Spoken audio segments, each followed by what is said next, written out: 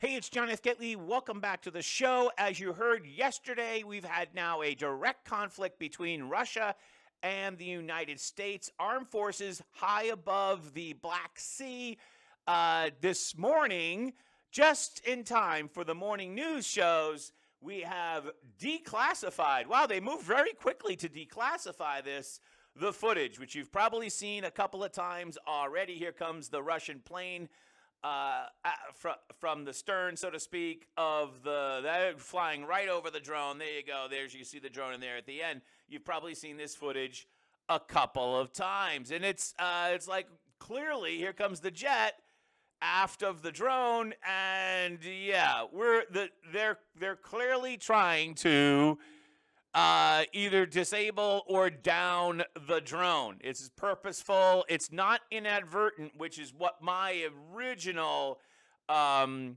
feeling about it was. You know, when I first heard the news flash, oh, this is inadvertent. No, this was purposeful. This was absolutely purposeful.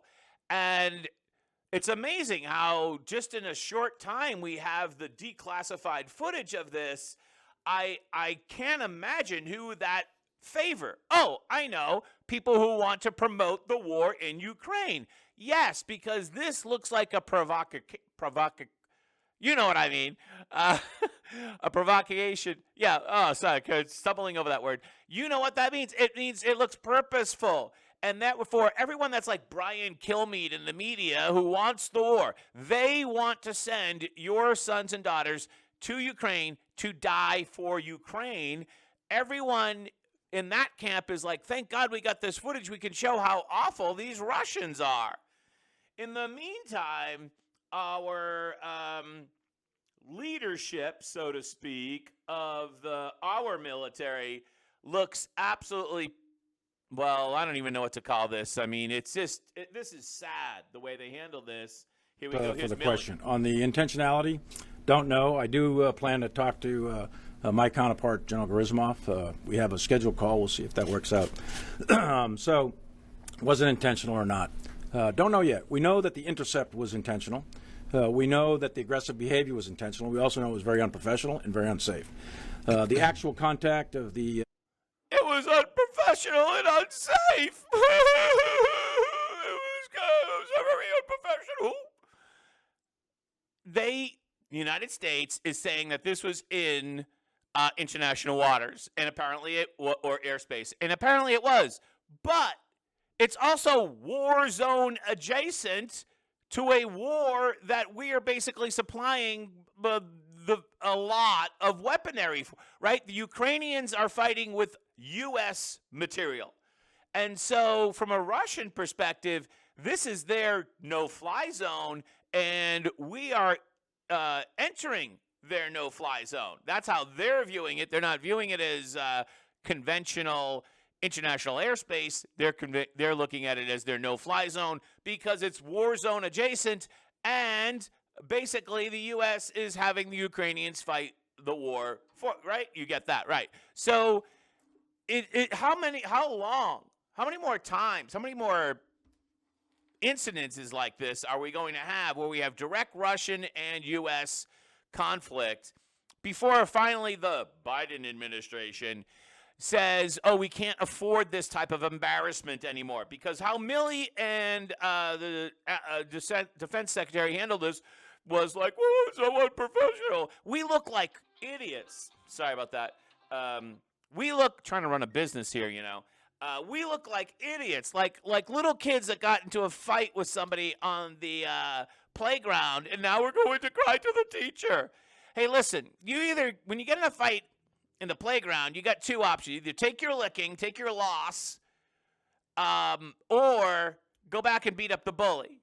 Now, in this case, if we go back and beat up the bully, we're going to be in a potential direct war with Russia, which I don't think is a very good idea, because that might mean nuclear conflict. I'm very much Trump / DeSantis is on this, because these are the type of provocation.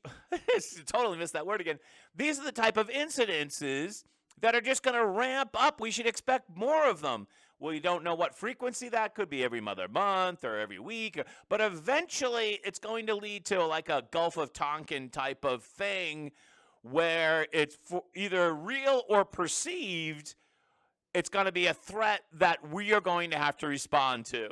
Now, in regard to this particular drone, the Russians are pulling it up from the bottom of the ocean because we don't really have any facility to do that right now. You know, we're not prepared to do it. We don't have any ships in the area.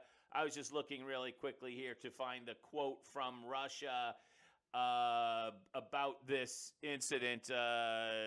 It's not handy. So, you know, when we look at this situation, we do look totally, absolutely weak. But we also actually have to ask ourselves, should we be in that playground at all? Why are we there? Because as far as I'm concerned, yesterday we also had a very revealing statement made by the Border Patrol chief when he was asked by the Republican committee whether or not we were in charge of the border. Now, I don't have that video for you, but he basically said, by the definition, no, we are not in operational control of our border with Mexico. So, wow, plenty of warmonger people out there. Brian Kilmeade, right at the top of the list, amongst others, are very concerned about the border in Ukraine and are flying and promoting the flying of drones right next to that. Remember, why is that drone up there? Is it like me where I'm just flying the drone and just having a good time, maybe taking a picture or two? No, it's a surveillance drone so that we can surveil the Russian ships and the Russian tank movement, whatever they got over there, and we can send it back to Zelensky, and so Zelensky can target the Russian troops. That's what it's for. They shot down a drone because, as far as they're concerned, it's surveillance for the Ukrainian war effort. That's why they shut it down. In the meantime, we do not have operational control of our border with Mexico.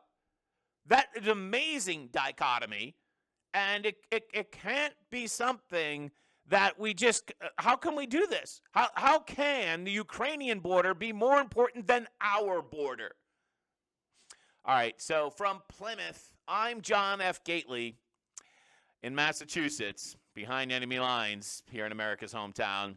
Have a great day. Bye-bye.